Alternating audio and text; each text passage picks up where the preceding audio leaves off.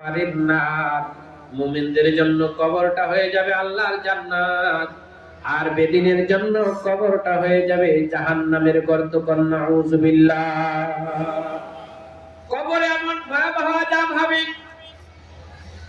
অপরাধীর কবরে এমন আযাব হবে, নাফরমানের কবরে এমন আযাব হবে, এমন জোরে চাপ দেওয়া হবে, ডান পাশের হাড় হাড্ডি গুলো বাম পাশের হাড় হাড্ডির সাথে একাকার হয়ে যাবে।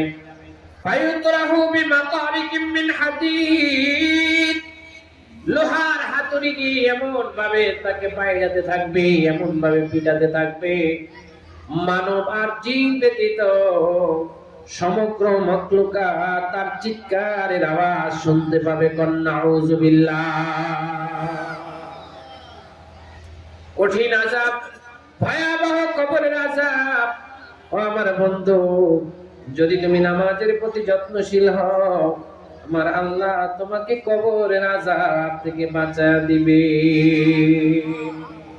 কিয়ামতের দিন পর্যন্ত কবরের মধ্যে তোমার অপার বিষাক্ত সাপ কবরের মধ্যে তোমাকে নিয়োজিত করে দেওয়া হবে।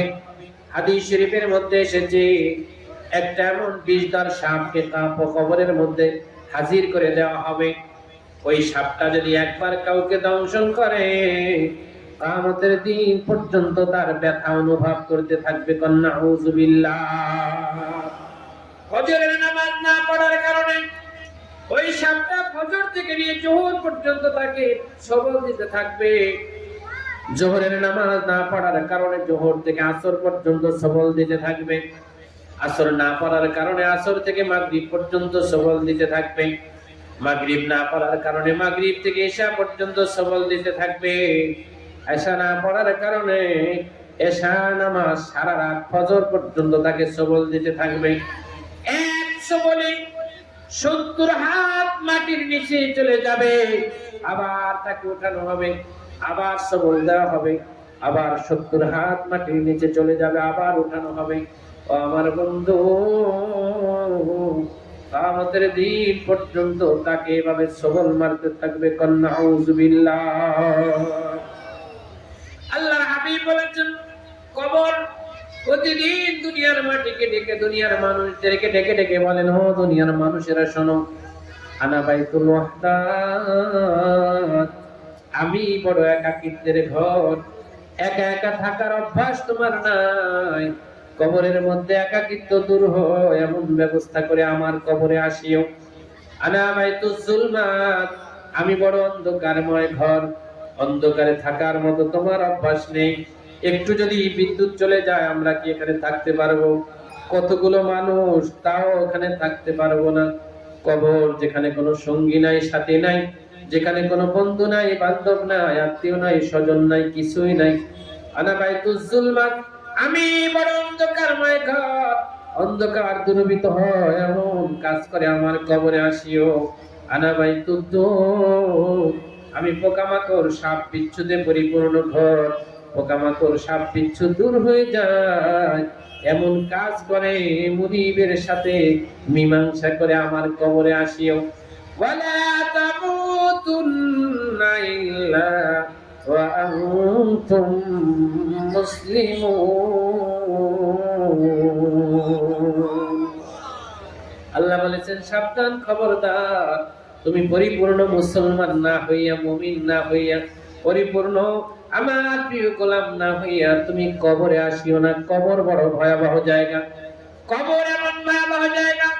আল্লাহর নবী উসমান রাদিয়াল্লাহু তাআলা আনহু, সাইয়েদনা জিন্নুরাইন, আমিরুল মুমিনিন, খলিফাতুল মুসলিমিন ওসমান ইবনে আফফান রাদিয়াল্লাহু তাআলা আনহু কবরের পাশ দিয়া যখন তিনি গমন করতেন, মাররা বিল কবরি, যখন তিনি কবরের কাছ দিয়ে অতিবাহিত দিন গমন করতেন, বাঁকায় মন জোরে অজস্র নয়নে দিয়ে কান্না জুড়ে দিতেন।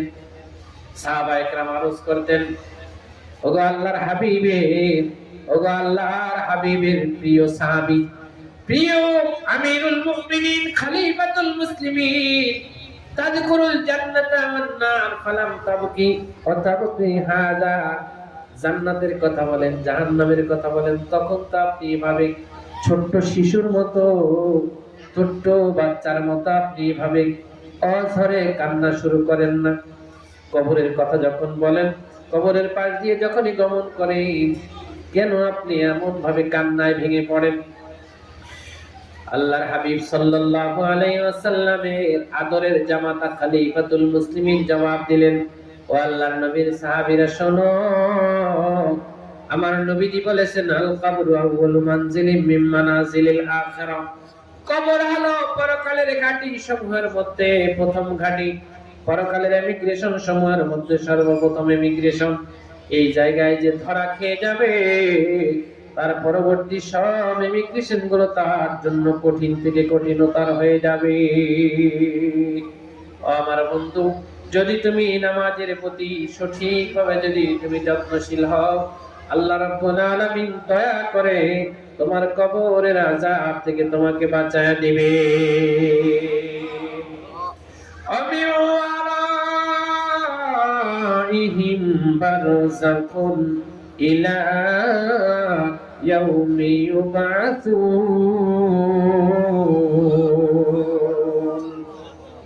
কিয়ামতের দিন পর্যন্ত তোমাকে কবরে শুয়ে থাকতে হবে। আমার বন্ধু, কবরটা কেমন হবে? এটা কি তোমার আমার জন্য বেহেশতের বাগান হবে, নাকি এটা তোমার আমার জন্য জাহান্নামের গর্ত হয়ে যাবে? আমার বন্ধু, যদি তুমি 5 ওয়াক্ত নামাজ সঠিকভাবে যত্নের সাথে যদি তুমি আদায় করো, আল্লাহর হাবিবের নূরের জবানের ঘোষণা, তোমার কবরটা তোমার জন্য জান্নাতের বাগান হয়ে যাবে। আল্লাহ কবুল করেন, বলেন আল্লাহুম্মা আমিন। 3 নম্বরের পুরস্কার হলো আইয়ুদিল্লাহু কিতাবাহু বিয়ামিনিহি, আমার আল্লাহ কিয়ামতের ময়দানে তোমার আমার হাতে আমলনামা দিবেন। এই কথা আমাদের বিশ্বাস আছে না নাই? ফাআম্মা মান উতিয়া কিতাবাহু বিয়ামিনিহি ফাসাউফা ইউহাসাবু হিসাবান ইয়াসীরা। আল্লাহু আকবার। আমার আল্লাহ বলেন, যার ডান হাতে আমলনামা খানা দেওয়া হবে, তার হিসাব অত্যন্ত সহজ থেকে সহজতর হয়ে যাবে। তার হিসাব শুধুমাত্র হবে সৌজন্য সাক্ষাৎ, সৌজন্য সাক্ষাৎ হবে তার হিসাব। আল্লাহ রাব্বুল আলামিনের দরবারে আল্লাহর গোলাম যখন হাজির হবে, ডান হাতে যে আমলনামা পাবে, আল্লাহ বলবেন, উদখুলুহা বিসালাম। আল্লাহু আকবার। নিরাপদে আমার জান্নাতে চলে যাও। ওয়ালা খাউফুন আলাইহিম ওয়ালা হুম ইয়াহজানুন। তোমাদের কোনো ভয় নাই, তোমাদের কোনো চিন্তা নাই, নিরাপদে আমার জান্নাতের মেহমান হয়ে যাও। সুবহানাল্লাহ। ওয়ায়ামুরু আলা সিরাতি কালবার। 4 নম্বরের পুরস্কার হলো, ওই বান্দার জন্য আমার আল্লাহ বিদ্যুতের গতিতে তার পুলসিরাত পার করায় দিবেন। সুবহানাল্লাহ। আমার বন্ধু, পুলসিরাত এত লম্বা, এত লম্বা, এত বড়, এত বিশাল, উঠতে আর নামতে 30,000 বছরের রাস্তা। সুবহানাল্লাহ। 30,000 বছরের রাস্তা তোমার পায়ে হাঁটার গতিবেগ নয়, তোমার গাড়ির গতিবেগ নয়। 30,000 রাস্তা হলো, 30,000 বছরের রাস্তা হলো বিদ্যুতের গতিবেগে। যে বিদ্যুতের গতিবেগ হলো প্রতি সেকেন্ডে 1,86,000 মাইল। আল্লাহু আকবার। এই গতিবেগের 30,000 বছরের রাস্তা আমার আল্লাহ তোমাকে চোখের পলকে দয়া করে পার করে দিবে। আল্লাহ রাব্বুল আলামিন বলেন, ওয়া ইন মিনকুম ইল্লা ওয়ারিদুহা কানা আলা রাব্বিকা হাতমান মাকদিয়া সুম্মা নুনাজ্জিল্লাযীনা ইত্তাকাও ওয়া নাযারু যালিমিনা ফিহা জিসিয়া। তোমাদের প্রত্যেককেই পুলসিরাতের গোড়ায় তোমাকে পেশ করা হবে। পুলসিরাতের গোড়ায় তোমাকে হাজির করা হবে। পুলসিরাত পারি না দিয়ে কেউ আল্লাহর জান্নাতে যেতে পারবে না। সুতরাং যেই মানুষগুলো আমার প্রিয় মানুষ, আমার মুহাব্বতের গোলাম, আমার কুদরতে আমি তাদেরকে পার করায় দেব। আর যেই সমস্ত পাপী নাফরমান যারা আছে এদেরকে আমি নতজানু অবস্থায় জাহান্নামের অতল গহ্বরে নিক্ষেপ করব। নাউযুবিল্লাহ। ওয়ায়ামুরু আলাস সিরাতিকাল পার, বিদ্যুতের গতিতে আল্লাহ পার করায় দেবেন। ওয়ায়ুদখিলুহুল জান্নাতা বিগাইরি হিসাব, পঞ্চম নম্বরের পুরস্কার হলো আমার আল্লাহ বিনা হিসাবে তাকে জান্নাতে প্রবেশ করায় দিবেন। সুবহানাল্লাহ, আল্লাহু আকবার। আমার বাবাজি, এই ফজিলত আপনার আমার দরকার আছে? আমরা কি এটা চাই? কি কি চাই? একটু দুই হাত তুলে আল্লাহকে দেখায়, আল্লাহ কবুল করেন, বলেন আল্লাহুম্মা আমিন। আল্লাহ তুমি আমাদের জন্য, আমাদের আপনজনদের জন্য, तमाम পৃথিবীর মুমিনিন মুমিনাতের জন্য এই সৌভাগ্য নসিব করো, আমিন। এই সৌভাগ্য পাইতে হইলে আল্লাহর হাবিবের তরিকায় চলতে হবে, ঠিক কিনা বাবা? আল্লাহর হাবিবের তরিকা বুঝতে হলে আল্লাহর হাবিবের মহব্বতের যেই উম্মতেরা আছে, অর্থাৎ হক্কানি পীর মাশায়েখ আউলিয়া ইকরাম যারা আছে তাদের সাথে আপনাকে আমাকে থাকতে হবে, ঠিক কিনা বাবা? আল্লাহর ওলিদের মাজারে দরবারে এসেছি, মাজারে এসেছি, এই আল্লাহর ওলিরা আল্লাহর হাবিব সাল্লাল্লাহু আলাইহি ওয়াসাল্লামের যোগ্য উত্তরসূরি, আমরা তাদের সাথেই থাকবো ইনশাআল্লাহ। আল্লাহ তাআলা আমাদের সকলকে কাল কিয়ামতের ময়দানে সালেহিনদের কাতারে অন্তর্ভুক্ত করেন, বলেন আমিন। ওয়া আখিরু দাওয়ানা, নারে তাকবীর, নারে রিসালাত।